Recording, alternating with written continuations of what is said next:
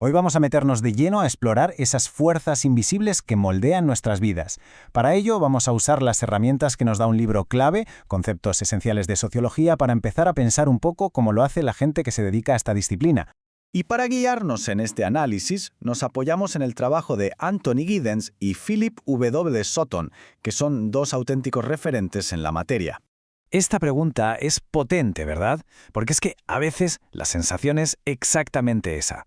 Nos movemos por un mundo que cambia a toda velocidad, lleno de presiones, y no siempre es fácil entender qué pintamos en todo esto. Pues bien, hay un campo de estudio que está diseñado precisamente para dar sentido a todo ese lío, para ofrecernos una manera de entender el guión, por así decirlo, de nuestro mundo social. Venga, pues vamos a empezar por la primera idea clave, esas fuerzas invisibles. La sociología nos enseña a darnos cuenta de que existen reglas y patrones sociales que, aunque no los veamos a simple vista, están ahí, guiando nuestras vidas y nuestras decisiones todos los días. Claro, para poder ver lo que es invisible hace falta algo especial, y aquí es donde la sociología nos echa una mano, ofreciéndonos como una caja de herramientas conceptual. Podemos pensar en estos conceptos como si fueran unas gafas especiales que nos permiten ver el mundo social con una nitidez totalmente nueva. Esta caja tiene un montón de herramientas, pero para este primer análisis nos vamos a centrar en tres que son absolutamente cruciales. Cada una de estas lentes nos va a ayudar a enfocar un aspecto diferente de la realidad para que podamos entenderla mucho mejor.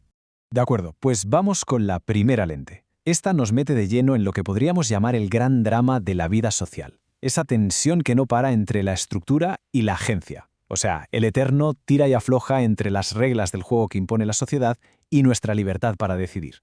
Y fijaos qué bien lo desglosa esta tabla. Por un lado tenemos la estructura, que es, digamos, el tablero de juego en el que nacemos, la clase social, la familia, las normas, todo eso que nos abre unas puertas pero nos cierra otras. Y por el otro la agencia, que es nuestra capacidad para mover ficha, para decidir, para rebelarnos, para crear y para cambiar esa misma estructura. No se puede entender una sin la otra. Es que esta cita de Marx lo clava. Capta esa dinámica a la perfección. Somos, a la vez, quienes escriben la historia y los personajes que la viven. Vale, cambiamos de lente. Si antes hablábamos del escenario y los actores, ahora nos vamos a centrar en el guión. Vamos a ver el poder que tienen las palabras. Una idea que revela algo alucinante. El lenguaje no se limita a describir el mundo, es que lo construye. Aquí el concepto clave es el de discurso. Y ojo, no es una simple conversación. Un discurso es todo un sistema de pensamiento. Es una forma de hablar sobre algo que comparte unas ideas de base y que acaba definiendo qué es normal, qué se considera verdad y qué simplemente ni se nos pasa por la cabeza. O sea, que la idea fundamental es esta. Hablar es hacer. El lenguaje no es un espejo pasivo de la realidad, es más bien un martillo que le da forma. Cada vez que ponemos nombre a algo, lo estamos clasificando, lo estamos colocando en una categoría. Es lo que se llama un acto de habla, una intervención que cambia cómo percibimos las cosas y, por tanto, cómo actuamos. Y para que quede clarísimo, aquí tenemos un ejemplo muy potente. La elección entre llamar a un grupo terrorista o luchador por la libertad no es una tontería.